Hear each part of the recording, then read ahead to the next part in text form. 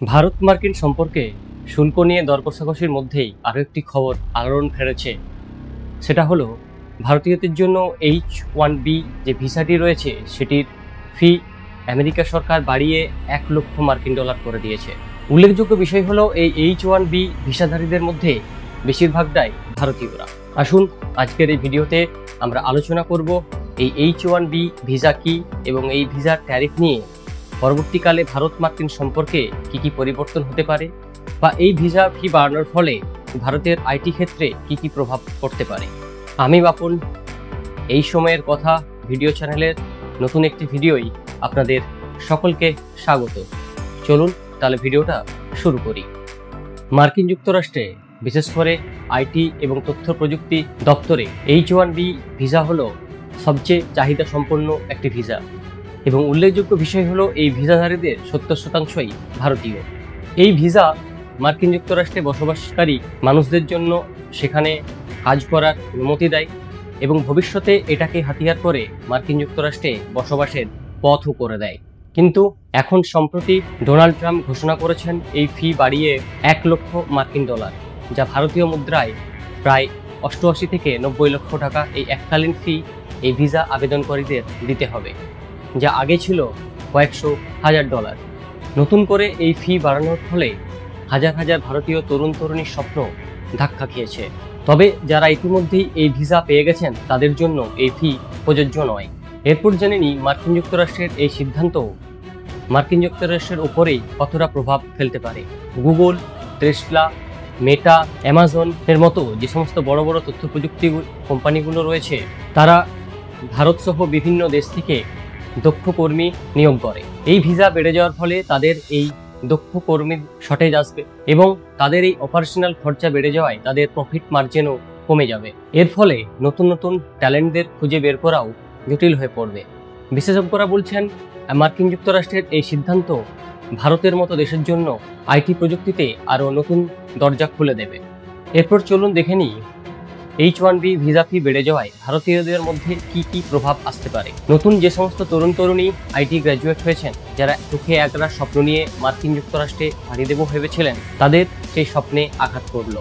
কারণ আমাদের ভারতীয়দের পক্ষে এই এককালের 88 কিংবা 90 লক্ষ টাকা একসাথে বেয়ার করা অনেকটাই চাপের। হয়তো লোন নিয়ে সেটা হয়ে যাবে, কিন্তু সেটাও অনেকটা চাপের বিষয়। এর ফলে অনেকে নিরুৎসাহিত হয়ে মার্কিন যুক্তরাষ্ট্রে নাও যেতে পারেন, তারা হয়তো ভারতেই রয়ে যেতে পারেন। ভারতীয় অর্থনীতির অনেকটাই নির্ভর করে বৈদেশিক মুদ্রার উপরে। যে সমস্ত ভারতীয় আমেরিকায় থাকতেন এবং সেখান থেকে তারা ভারতবর্ষে টাকা পাঠাতেন, এর ফলে যে বিদেশি মুদ্রার একটা ভান্ডার ভারতবর্ষে তৈরি হতো, এটাতে এই H-1B ভিসা ফি বেড়ে যাওয়ায় এটা অনেকটাই ধাক্কা দেবে ভারতীয় অর্থনীতিকে। আবার অন্যদিকে দেখতে গেলে মার্কিন যুক্তরাষ্ট্রের এই H-1B ভিসা ফি বাড়িয়ে দেওয়ার ফলে জার্মানি, কানাডা, অস্ট্রেলিয়ার মতো বিভিন্ন দেশে যে সমস্ত তথ্য প্রযুক্তি সংস্থাগুলি আছে সেখানে ভারতীয়রা ভিড় করতে পারেন। কারণ আমেরিকার এই ফি সবাইকার পক্ষে এফোর্ড করা সম্ভব নাও হতে পারে। সেক্ষেত্রে ভারতীয় তরুণ তরুণীদের জন্য নতুন স্বপ্নের গন্তব্য হতে পারে কানাডা, অস্ট্রেলিয়া কিংবা জার্মানির মতো দেশ। আমরা জানি বা দেখেছি আমেরিকার সমস্ত বড় বড় কোম্পানির সিইও পদে বেশিরভাগ ক্ষেত্রে ভারতীয়রাই সেই পদ অলঙ্কৃত করে আছেন। আর আমেরিকার এই সিদ্ধান্তের ফলে আমেরিকার দীর্ঘমেয়াদী সুবিধা যে অনেকখানি ধাক্কা পাবে সে কথা বলার অপেক্ষা রাখে না। এরপরে চলুন দেখে নিই আমাদের ভারতীয় কোম্পানির ওপর এর কি প্রভাব আসতে পারে। ভারতবর্ষের যারা tech giant TCS, Wipro, Infosys, এরা হাজার হাজার তরুণ তরুণীকে এই H-1B ভিসা দিয়ে আমেরিকা পাঠায়, বা অনেক ছোট ছোট স্টার্টআপরাও এই H-1B ভিসার মাধ্যমে অনেক তরুণ তরুণীকে আমেরিকায় পাঠায় এবং এই ভিসা ফি বেড়ে যাওয়ায় এই বিষয়টা অনেকখানি ধাক্কা খাবে। আবার এটার একটা অন্য দিকও আছে, যারা বা যে সমস্ত ভালো ভালো প্রতিভা আমেরিকায় যেতে পারবেন না, বা যারা আমেরিকা থেকে এই ভিসা ফি হাইকের জন্য ব্যাক করে আসবেন, তারা ভারতীয় আইটি সেক্টর এবং R&Dতে আরও উল্লেখযোগ্য অবদান রেখে ভারতের আইটি সেক্টরকে একটা অন্য উচ্চতায় পৌঁছতে পারবেন। এখন চলুন জেনে নিই এই মুহূর্তে ভারত সরকারের কি করণীয় আছে। প্রথমেই বলি, আমেরিকার যে সমস্ত কোম্পানি এই সমস্ত ভারতীয় প্রতিবাদের উপর ডিপেন্ডেন্ট হয়ে থাকতো, তারা যদি মার্কিন সরকারের ওপর চাপ সৃষ্টি করে তাহলে হয়তো দেখা যেতে পারে যে অদূর ভবিষ্যতে এই H-1B ভিসা ফি হয়তো অনেকটাই কমে গেল। ভারত আমেরিকার সঙ্গে ডিপ্লোম্যাটিক আলোচনার মাধ্যমেও এর সমাধান সূত্র বের করতে পারে। কারণ আমেরিকার বাজারে ভারতীয় কর্মীদের চাহিদা তুঙ্গে, এবং আমরা যদি লক্ষ্য করি তাহলে দেখতে পাবো সমস্ত বড় বড় কোম্পানির মাথাতে ভারতের মানুষজনই অলঙ্কৃত করে আছেন।